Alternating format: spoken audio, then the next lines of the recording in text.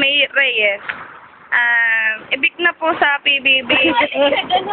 Ako po yung big winner, ha? Teka, miss, pwede po kayo ma-interview? Ayoko, joke lang. O sige, Ang taray niyo po naman. di ba medyo... Sige po. Miss Karen, dito ka sa... Naisa ako! Ano ba? Miss Karen, Pista ka na? bakit po yung taling niyo napapunta rito? Alam niyo naman, pag medyo sikat na kay Tita Vicky. Dito ka. Kasi tita ko yun. May kita dyan. Kay Tita Vicky Bell, alam niyo naman. Pwede, ano naman pwede gawin? Andiyan, ang dami mong fans, dadalawa lang. Yung isa busy na manager mo ata yun, no? Ang manager ko. Hi, manager! Miss! Anak manager ko to. Saan ka bodyguard?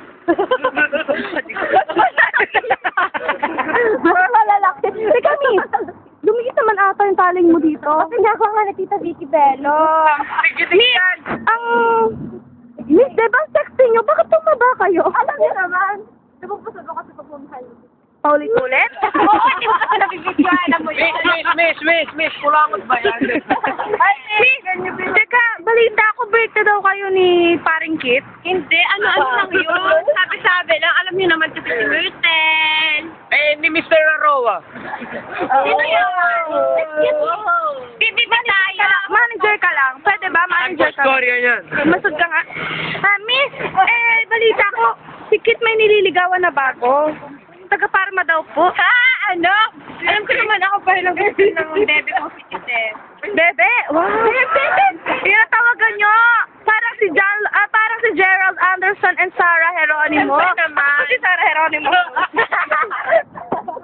Ay, gayang-gaya ko nga ang hair niya eh. Tingnan mo.